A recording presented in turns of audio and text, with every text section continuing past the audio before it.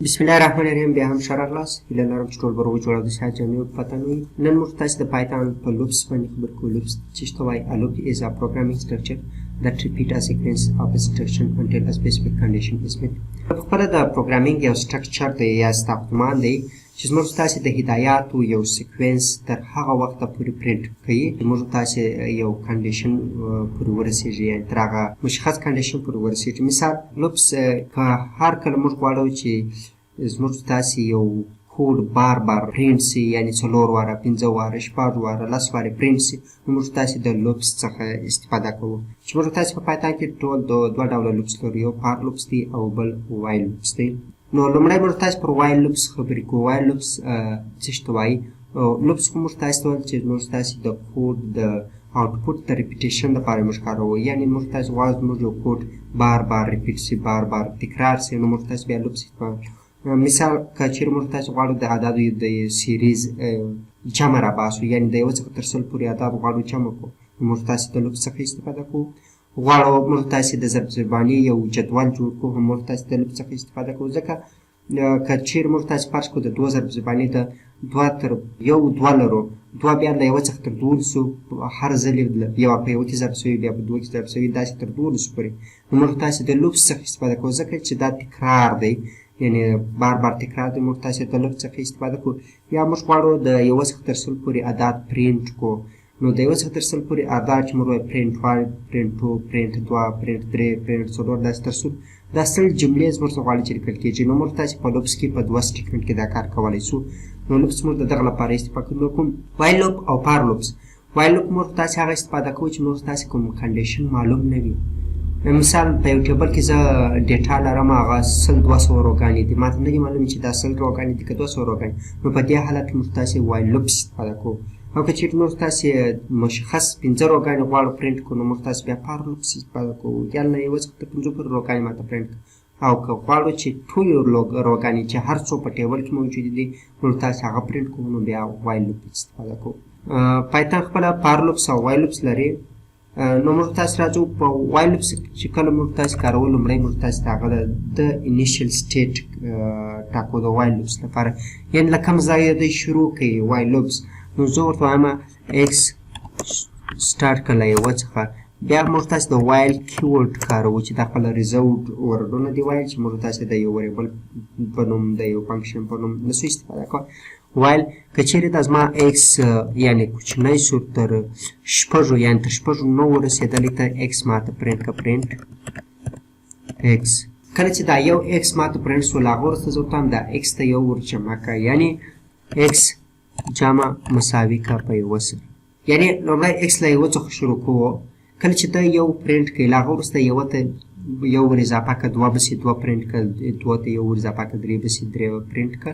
که چیرې دا پروګرام زه راکړم دلته انفاینایټ لوپس که وګورو دا 1 روان دی، یعنې لوپس نه درېږي. نو په دغه حالت کې موږ تاسې غواړو چې موږ تاسې لوپس ودرو، نو موږ دا کنډیشن چې دلته موږ ورکړی دی دا غلط دی، دا پلس مساوي 1. که چیرې زه اوس دا پروګرام رن کړم، که وګورم تر 50 پورې اعداد ماته پرنټ شول، 1 2 3 4 5. که غواړو موږ تاسې دغه اعداد تر 10 پورې پرنټ کړو، نو موږ ته 10 خپل 10 شامل نه دي. که چیرې زه دا پرنټ کړم تر 9 پورې اعداد پرنټ شوه، دغه وایي چې موږ تاسې د اعدادو جمع دغه راباسو. نو دا اوس موږ تاسې لوپس. که چیرې موږ تاسې وګورو دلته تر 9 پورې اعداد ماته پرنټ شوه، خو که چیرې موږ غواړو دغه تر 9 پورې اعدادو ریزلټ راوباسو، یعنې د دې جمع راوباسو، نو موږ تاسې دلته لومړی راځو یو وریبل ډیکلیر کوو سم خپله 0 دی اولواري. که چیرې راسو موږ تاسې دا نو تر پرنټ لاندې موږ وایو سم پلس اساین که له ایکس سره او پرنټ که پرنټ.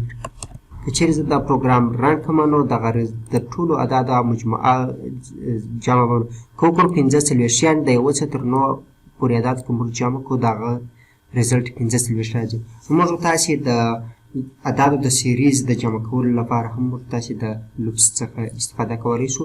بل په لوپونو کې موږ تاسې بریک سټیټمنټ هم کارولی شو او کنټینیو سټیټمنټ هم کارولی شو. خپل ایلز هم کارولای شو. لومړی به راسو موږ تاسې به بریک سټیټمنټ کار کو. زه غواړم دغه لوپس له دې ځایه کاپي کړم.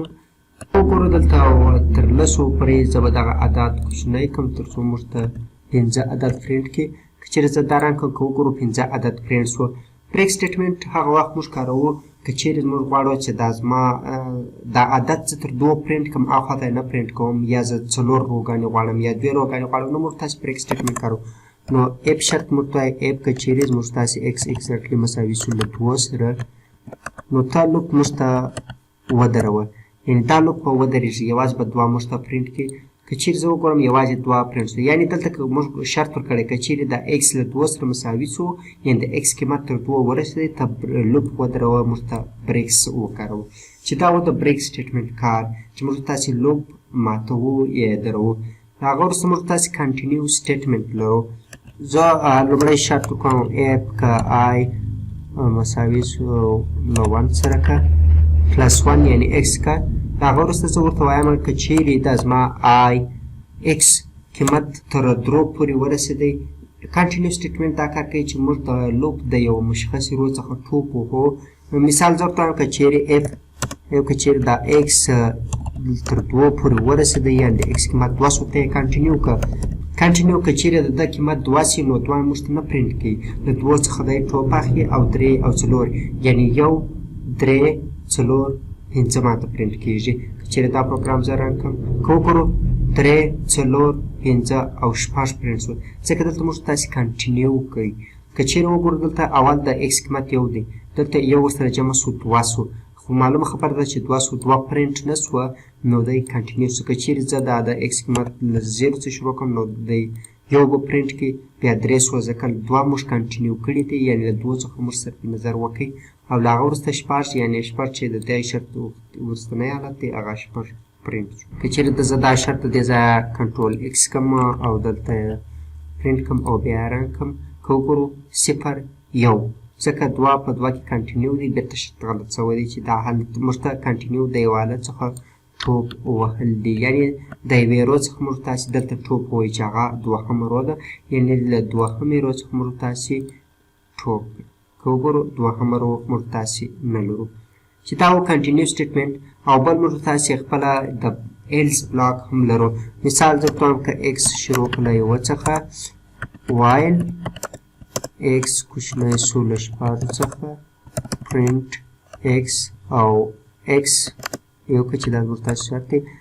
په اخر کې په ایلس بلاک کې زه ورته وایم که چېرې دا زموږ تاسې پرینټ یو میسج جوړ کوم یعنې زموږ تاسې هغه شرط تکمیله شو x is no less than یعنې زما x نور تر 6 کوچنی نه دی ځکه د قیمت غټېږي نو ځکه دغه بلاک موږ ته پرینټ شو 1 2 3 4 5 کله چې 5 ته راورسېدی که یو بیرته ورجمع شي که وګورو 6 x شرط دلته x به کوچنی وي له 6 څخه نو هغه مساوي شو نو په دغه حالت کې بیا د ایلس بلاک رن کېږي چې x is no less than 6 یعنې ټول x نور تر 6 کوچنی نه دی چې دا اوس موږ تاسې د وایل لوپ استعمال